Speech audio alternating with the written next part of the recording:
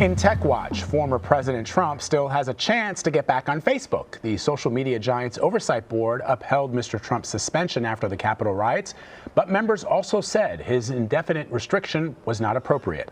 Now, Facebook has 6 months to reevaluate its policies and decide whether or not the former president will get to post again. For more on this, I want to bring in David Kirkpatrick. He is the founder and editor-in-chief of Techonomy and the author of The Facebook Effect, the inside story of the company that is connecting the world. Good to see you. Thanks for having me. Great to be here. So CBS This Morning co-host Tony DeKoppel interviewed the former Danish prime minister and the co-chair of the Facebook Oversight board after the board announced its decision. I want to play a bit of what she had to say. We're not asking Facebook or pushing Facebook in a specific direction. We are saying that this ruling does not means that there is any automatic way back for Mr. Trump to the two platforms, but there has to be an assessment of the harm that he could pose if he came back to Instagram and Facebook. So there's no automatic route, but there is an assessment from Facebook, and that could end up in a permanent ban or a time-bound ban. So I want to get your thoughts on the decision, but also what the PM said there, which is sort of interesting. I mean, on one hand, they're trying to balance the aftermath, the result of tweeting or posting information that is false, that is an outright lie, versus the whatever the penalty is for doing that and how long it can last. What is that healthy balance? I think that the board quite clearly thought that Trump's behavior violated Facebook's rules as they understood them. But one of the key things they were saying is that the rules are not clear. The rules need to be articulated more specifically and applied more even-handedly. I don't think the board has any doubt that Trump needs to be kept off Facebook. They just didn't want to be in the position of making that decision themselves, and I think rightly so.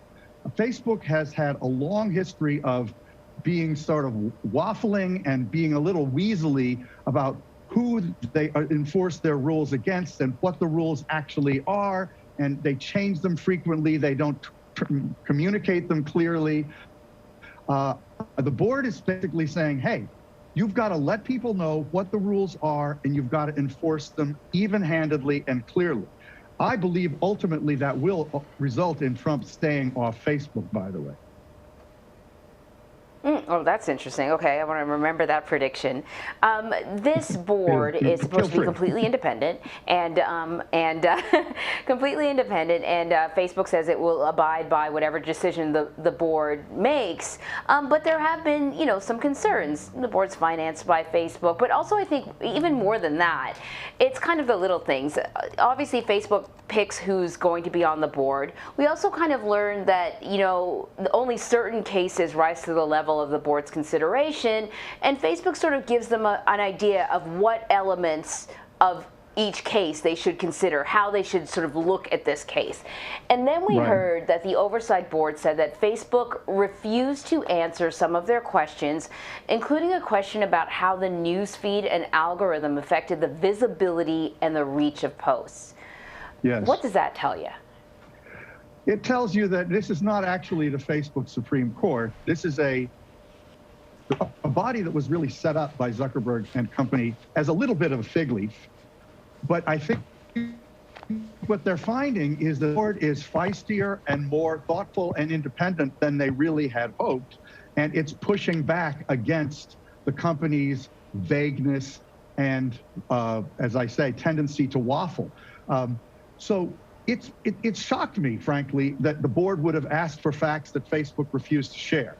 They also refused to tell the board whether government figures, like the president himself, had weighed in trying to affect this decision. That doesn't seem to me to be sufficient information for them to have had to work with, but it does reinforce the notion that Facebook itself ultimately has to be the one to create the rules and enforce the rules, because they, of course, have all that information.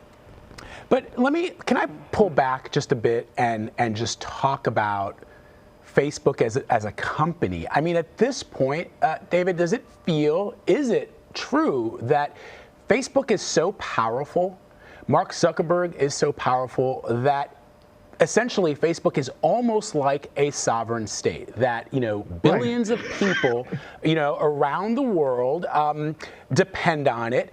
And more importantly, businesses depend on it. World leaders depend on it. And if Mark Zuckerberg decides something for or against, that could completely change business models.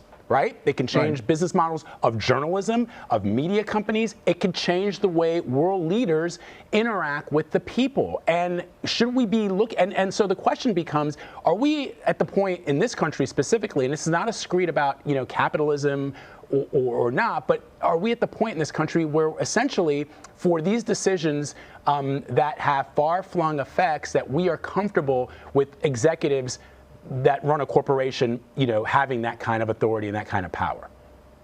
We're not comfortable with that. I thought you were going to say something about Facebook, the country, when you started the whole question. Well, it does act like a country, they right? do behave with the same kind of overweening weight that a country itself is capable of influencing. And in fact, they're truth here. Basically, President Trump's response to this, he's saying that they're ignoring the truth. And of course, the Oversight Board is looking at truth more objectively by the standards of many of us. But Facebook, in the end, has to be the arbiter of truth in a situation like this. And it is not appropriate that a commercial entity ought to be in that position. Unfortunately, though, Zuckerberg created something that that was not thought through in some ways in advance sufficiently. And has risen to the scale that he is forced to make these decisions now, without actually having the capacity or the willingness to make many of these decisions, which is one reason why Zuckerberg himself and the company continually say now they want new laws, they want new regulations, they want government to tell them what to do. Now, in this instance, if government had told them what to do and the government was Donald Trump, you can kind of imagine what might have happened. But the other thing that's very interesting to me about the Oversight Board's ruling is that they continually said, we're not following American law here. We're following international human rights law. And we think you should arrive at rules that can apply to any public figure in any country. That's very important because many Americans don't realize the degree to which the same kinds of things that have happened here have happened in scores of countries.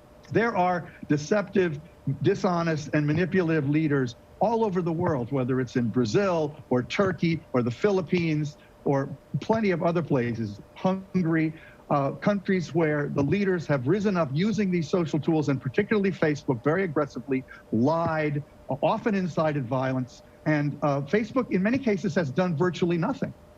Myanmar is a case where the UN had to tell them that the leaders of that country were actually creating a genocide before Facebook took any action. So look, there's a serious, serious problem with this company's power and its unwillingness to accept the consequences of that power.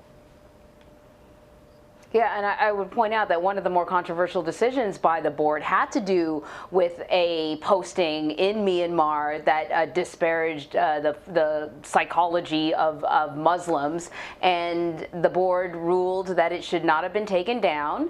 And the board said they took into consideration the genocide that was happening in that country at the time, but still deemed that for very specific reasons, that post should be able to stay up. In this whole conversation, we've really been focused on Donald Trump, but we haven't been focused on sort of the pattern of the board thus far and whether or not, we think it's doing a good job. We have to go. I wanted to ask, actually, I'm going to ask you really quickly. I thought Vlad was going to say that Facebook was operating like a multinational utility. And so my question to you was going to be, does that mean that what we need to see here is government regulation, and we're having the wrong conversation? We should be talking about government regulation.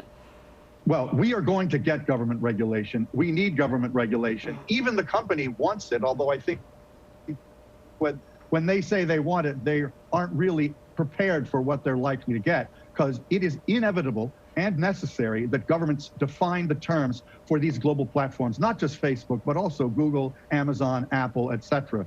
We're in a new world where these global platforms have acquired a weight, as Vlad pointed out earlier, that is comparable or greater than many big countries, and yet that power is global. So we've got to think hard as a country and as a world how we regulate and manage the intersection between these companies and society. It's not an easy set of questions. Except the regulation, if you recall, David and Anne-Marie, decades ago, Lawrence Lessig wrote in Harvard magazine that the code is regulator. The code is regulation. We're having a completely different conversation. Our founders put into place the Constitution of the United States to prevent, they were afraid of tyranny from a foreign power, and yet here we are, we imagine in this country that freedom means freedom from government. But what Facebook and other tech companies are proving is that the regulator is code. That was actually, the title of his piece was Code is Law, and that's sort of interesting to me. Unfortunately, governments don't understand code very well in the computer sense, and that is going to have to change. That is so true. David Kirkpatrick, I feel like we'll be talking to you again in the future. Thank you very much. Thanks so much.